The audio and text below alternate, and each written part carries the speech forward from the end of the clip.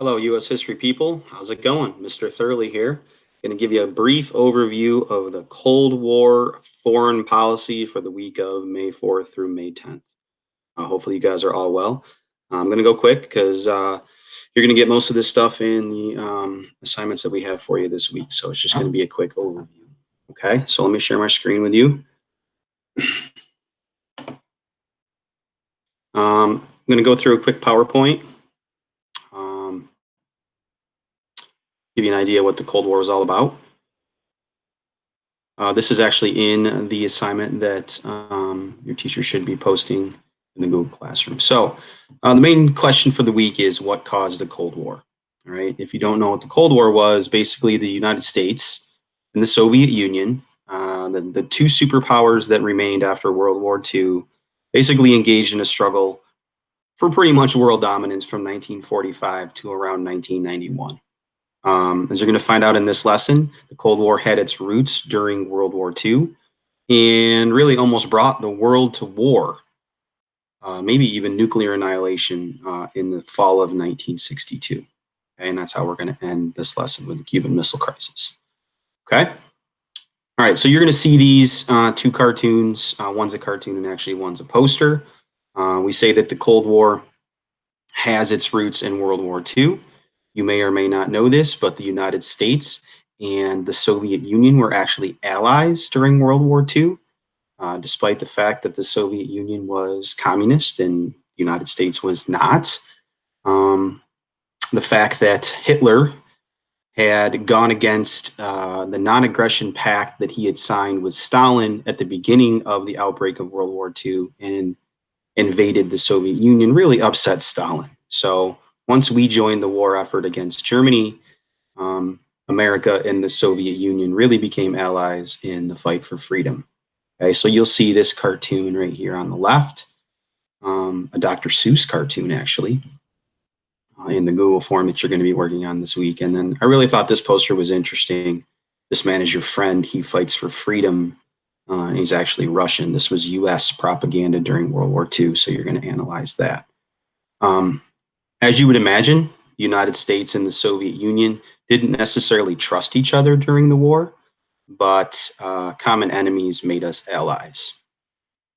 All right, and as the war starts to come to an end and Germany is defeated, there's really two major conferences, World War II conferences, where the leaders of the allies get together and they meet, and there they're going to start to decide what actually happens in Europe in post-World War II. So this is a famous picture of a conference at Yalta. It took place in February of 1945. You may know who some of these men are. That is Franklin Roosevelt smoking a cigarette. The leader, obviously the president of the United States, has just been elected for a fourth time. Good stuff. This is Winston Churchill. Surprised he doesn't have a stogie in his hand. All right, the Prime Minister of Great Britain. And this is Joseph Stalin, the leader of the Soviet Union. And it was at Yalta that these men got together and they decided to make some big decisions. I have here Yalta broken promises. It's here that Joseph Stalin really promises these two men, FDR and Churchill, a couple of things about the land that he is freeing from German control as they both march towards Berlin to end World War II. One of those being open and free elections in places like Poland, which is really what these two men wanted. They wanted self-determination for all of these liberated countries as World War II was coming to an end. Okay? And I say broken promises question mark because, you know, you can already guess that Stalin's not really going to keep his promises. Okay? And you're going to learn a little bit more about that in the Google Forms this week. Okay, the second big conference happens in July, all right, of 1945. You'll notice that two of the men are actually the same. All right, there's our boy Joseph Stalin. There's our boy Winston Churchill. Fun fact, Winston Churchill will be replaced during the middle of this conference. A new British Prime Minister will be elected and will replace Winston Churchill. So this is a pretty unique picture. And then That's not FDR. Okay.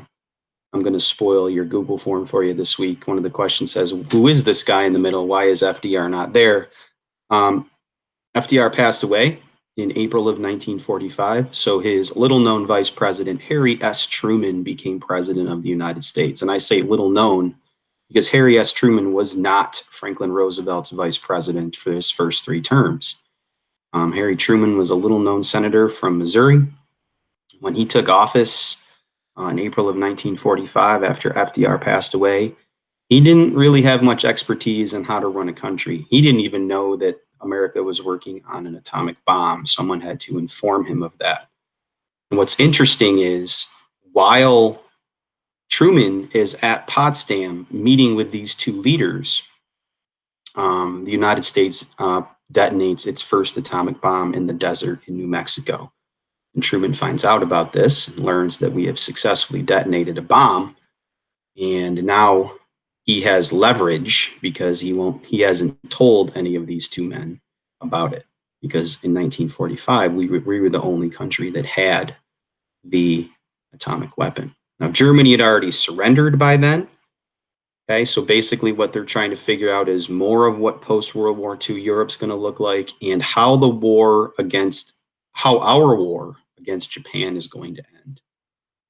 Stalin wants some reassurances that, they're going to get a seat at that peace table as well, since Japan is so close to Russia. Okay, but again, more distrust.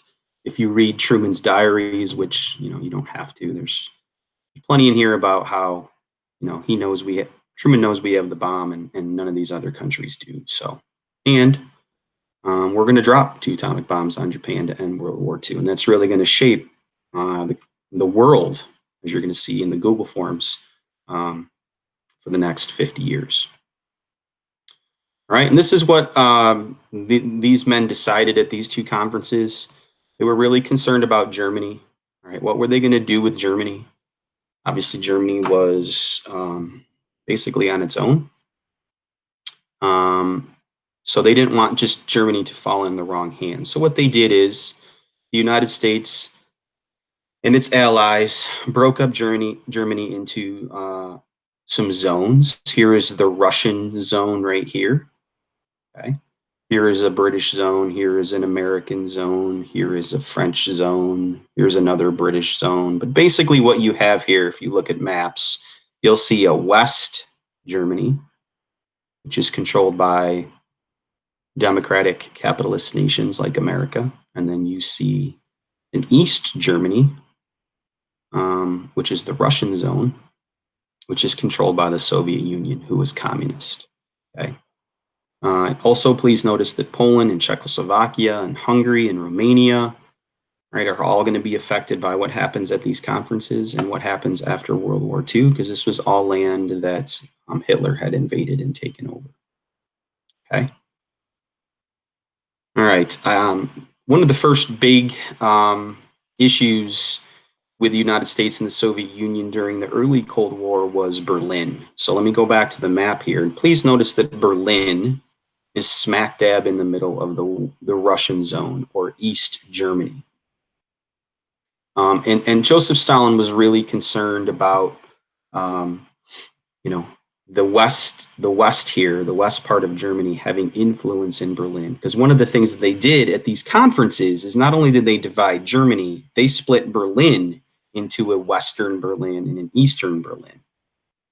Now, as you're going to read in the Google forms, people in the West, were living up on American goods and capitalism and free markets, and the people in the East were more suppressed by communism. So Stalin saw East Berliners basically, trying to flee over to West Berlin because of how cool it was, so to speak. So what Stalin did is he put a blockade right here, a blockade between the American or the Western part of Germany, which were controlled by the capitalist allies, and West Berlin, which was actually in East Germany. This is called the Berlin blockade. It's not called the Berlin Wall. Don't get confused. The wall's not going to be built until 1961. This is 1947. All right. And The people living in West Berlin now couldn't get supplies from the Americans and their capitalist allies. Right? Stalin was really hoping to choke off this traffic of goods and stuff to the West Berliners. So what America decided to do is they decided to airdrop or airlift supplies into the West Berliners. Former Air Force pilots flying these stocked up planes and dropping goods to West Berliners during this time period was a way to not necessarily fight the Cold War, but it was a way to show Stalin that we weren't going to back down, short of going to war. And it's important to understand that this is really one of the first don't blink moments of the Cold War. Stalin knows that he can't stop this from happening, because to stop it, he would have to shoot one of these planes down. And he doesn't want to do that because he knows the war would start. All right, so the Berlin airlift actually ends when Stalin lifts the blockade. Okay, and Berlin really becomes the symbol of the Cold War, the struggle between the East and the West. Okay. You're going to study the policy of containment, right? Containment is the foreign policy that America develops in Europe and then eventually the rest of the world to contain communism. And it actually starts with a telegram from George Kennan, who was an American diplomat in Moscow during this time period in 1946 and 47. And Kennan had some very interesting information that allowed him to send this telegram back to policymakers in Washington, D.C. And in short, he basically says the U.S. should pursue a policy of firm containment at every point where the Russians show signs of encroaching upon the interests of a peaceful and stable world. So you need to understand what containment is. Okay? Containment is, we are not going to go into places where communism already exists and try to stop it. We are just going to stop it from expanding. Okay? And you'll hear a lot about containment as we go through this lesson and you do the Google form. And then eventually, later this year, we talk about things like Vietnam. Okay? It starts right here with this telegram. Right? The first real chance for America to practice containment comes in a place called Greece. Okay? So in the Google form this week, you're going to look at how Greece and Turkey, but specifically Greece, was being threatened by a group of communists. And Harry Truman, our president, has decided that he can't let Greece fall to communism, really working with our policy of containment. All right, so we can't send troops there to Greece to go and fight. We don't want to fight the Soviet Union on the battlefield. But what we do have post World War II is a lot of money. Right, so the Truman Doctrine was actually a speech given to Congress by Harry Truman, in which he talks about the benefits of aiding Greece with money and supplies to the tune of $400 million to put down this communist revolution, right? To basically stop communism from spreading. Okay, and this really sets the stage for America as they begin to use money and supplies to contain communism rather than going in and fighting the Soviet Union and their allies. All right, this then takes about 20 steps forward with something called the Marshall Plan. This is George C. Marshall, all right, who became Secretary of State after World War II. His plan was basically economic aid and recovery for Europe during this time period. Okay, a lot of these countries had been ravaged by war, okay, specifically the United Kingdom. And the United States would offer $13 billion of money to these nations to help rebuild their economies. A couple things. You should know that we actually offered it to the Soviet Union and its satellite countries. But the Soviet Union said, we're not going to take it, and they wouldn't allow their satellite countries to take the money as well. Okay. But what's interesting is we not only lent this money to these countries, but these countries in return would buy American-made goods. So this really has two effects. It helps contain communism because these countries will see the benefit of spending this money on American-made goods, and it boosts the American economy post-World War II. So it was really a stroke of genius and another way to contain communism. In 1949, America finds another way to contain communism by forming an alliance. It's called NATO. NATO stands for the North Atlantic Treaty Organization. All right, as you can see here, the countries in green. These are our NATO countries. Notice they are all free, democratic, capitalist nations. All right, and by pledging to protect each other during any aggression, they have basically found a way to contain communism. Okay, and then in 1955, the Soviet Union forms their own NATO, so to speak. It's called the Warsaw Pact. Okay, so making alliances is another way to spread to contain communism. Sorry. Okay, not a good moment. 1949 was not a good year for the United States during the Cold War.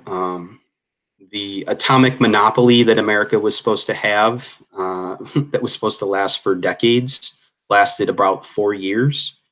The Soviet Union, thanks to people like Klaus Fuchs, who was a Soviet spy at Los Alamos, where they were practicing and developing the atomic bomb, and passed these atomic secrets onto the Soviets, allowed the Soviets to detonate their first atomic bomb in 1949. So this is the official beginning of the arms race, which most people know is a big part of the Cold War. Right? We had a bomb, we dropped them on Japan, and then the Soviets had a bomb in 1949. And then in 1952, America detonated its first hydrogen bomb, which was believed to be 1,000 times, 800 to 1,000 times more powerful than the bomb we used that we dropped on Hiroshima. All right. Well, we'll just develop a bigger bomb. Okay. And then the Soviets, I think 8 months later, developed their first hydrogen bomb. So it became about how big these bombs could get. As you're going to read in the Google forums this week, you're going to find out after these bombs became so big, and it wasn't, we basically couldn't drop them from the sky because the plane that dropped it would get destroyed. We had to find a way to launch these nuclear weapons. So we put bombs on warheads, and then we made missiles, and then we attached them to submarines, and then we made these things called ICBMs, intercontinental ballistic missiles, which allowed basically leaders to push buttons and launch nuclear weapons across continents. Okay. And really by the 1960s and 70s, not just America and the Soviet Union are stockpiling nuclear weapons. I believe like 50 or 60 countries around the world were stockpiling nuclear weapons. Okay. And then in your studies this week, you're going to look at a more current map and stats to show, like by the 1980s, there was over 60,000 nuclear weapons on this planet. All right, that's called nuclear proliferation. It's a big word, but it's not good. Okay, 1949 was also a bad year. You may remember from your studies of world history that this guy right here, Mao Zedong, basically took over China, and he was communist. So when I say here, Truman lost China, ?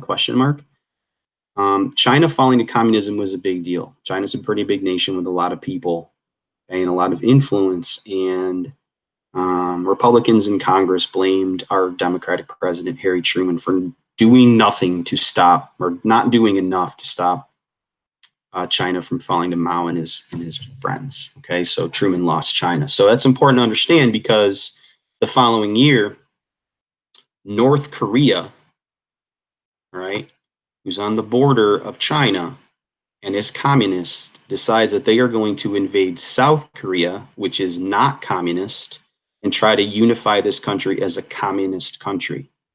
All right. Prior to this, the country had been divided at this line right here. It's called the 38th parallel. Right. But when North Korea invaded South Korea and tried to make the country all communist, President Truman decided that this wasn't a good thing, and that he wasn't going to allow another country to fall to communism, especially in Asia. All right. So Truman basically gets permission through the United Nations to send American forces to Korea to fight North Koreans. All right. This is the first time that we will use fighting and battles and weapons and tanks and bombs to fight communism. Now, we're not directly fighting the Soviet Union, right? And at first, we weren't even directly fighting China. We were fighting North Koreans. Okay, but U.S. forces under the leadership of this guy, General Douglas MacArthur, who was a World War II hero in the Pacific War, is now leading a multinational force against the North Koreans. And we actually push the North Koreans all the way up to the border of China, the Yalu River right here. And when we get there, a whole bunch of Chinese troops are waiting for us. Okay, and now we're fighting the Chinese and the North Koreans. So what do you need to know about the Korean War? Well, it was bloody. Fighting in Korea was not nice. The winters were freezing cold. The summers were excruciatingly hot. Fighting the Chinese and the North Koreans proved to be pretty costly. The war lasted 3 years and ended in 1953 with a peace treaty that basically ended up dividing the country again at the 38th parallel. You may know that today because North Korea is still communist. It's probably the most communist country in the world, led by Kim Jong-un, and South Korea is not. Okay, and this little line right here represents what we call the DMZ, right, or the demilitarized zone. Okay, but Korea has a big legacy in American history as far as the Cold War goes because it was the first time we would use troops to stop the spread of communism. You may also realize that after Korea, America was in a constant state of mobilization, which means they would always be ready to fight communism, like physically fight communism anywhere across the world. Okay. All right, and our studies end this week with the Cuban Missile Crisis. Okay, you may know a little bit about this. This happened in the fall of 1962. If you're looking for a good movie on this, the movie's called 13 Days. But basically what ends up happening is we find out that the Soviet Union is installing nuclear weapons in Cuba. Right? Fidel Castro is now allied with or friends with Nikita Khrushchev, who is the leader of the Soviet Union. And the Soviet Union is pledged to protect Cuba. And they think that they can protect Cuba by putting nuclear weapons on the island. Their justification for this was that America had tried to overthrow Castro in 1961 at the Bay of Pigs invasion, which went terribly bad for America. And Castro asked Khrushchev to put these weapons on Cuba so that it could prevent America from trying to do this again. And the Soviet Union began doing this in the fall of 1962. And when America found this out, it became a crisis. Okay, because these weapons, if they became operational, would have been able to reach some major cities in the United States. And President Kennedy at the time knew that there could be no nuclear weapons that close to the United States. All right. So what ensued was a crisis. Long story short, we did not go to war with Cuba. We did not go to war with the Soviet Union. What President Kennedy does is he decides to use a quarantine or a blockade, which is actually an act of war. When you find out when you're doing your studies this week on the Google form, you're going to realize that we were pretty close to going to war. Right, as some of these ships, passed the quarantine line, and some of them were led by submarines who had nuclear weapons on them. And I'm not going to spoil it for you how it ends, but it's a pretty rough moment in American history. Obviously, we didn't get nuked and we didn't invade Cuba, but there are some lessons to be learned from the Cuban Missile Crisis. Okay, and that's where we're going to stop this week as far as our content goes.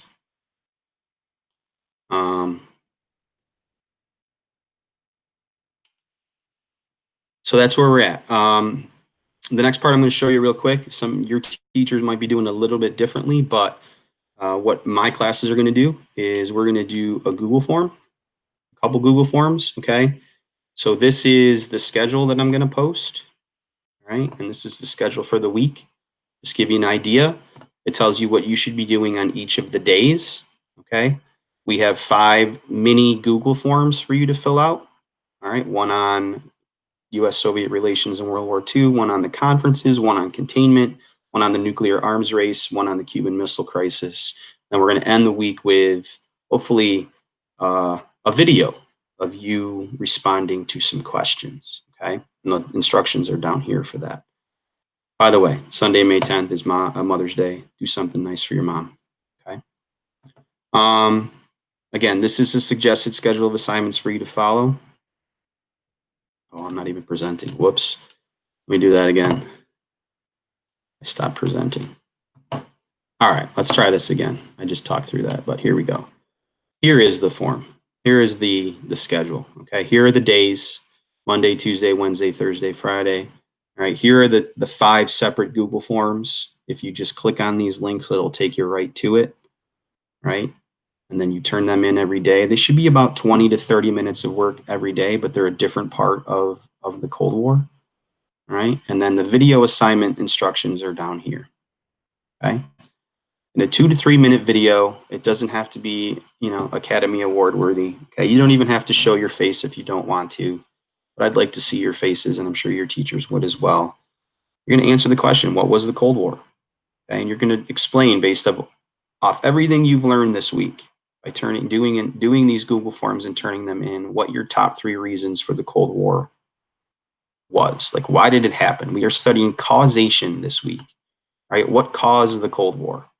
Okay, were there political things? Were there social things? Were there economic things? Okay, and then ultimately, I want you to be able to discuss what you learned about American foreign policy during this time period.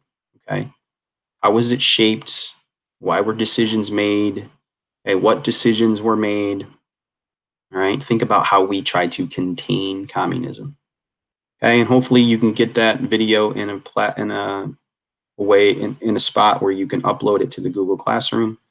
All right, attach it to the assignment that's going to be posted in the stream, all right, for my kids. Okay, and then you can submit it. Okay, that's really what we have for you this week. If you have any questions, obviously you can contact your teacher. Okay, so let me stop sharing. And that's the Cold War. All right, it's a pretty intense time in American history. Okay. Next week, you're going to learn about how the Cold War affected us here at home. All right. If you have any questions, make sure you contact your teacher. Adios.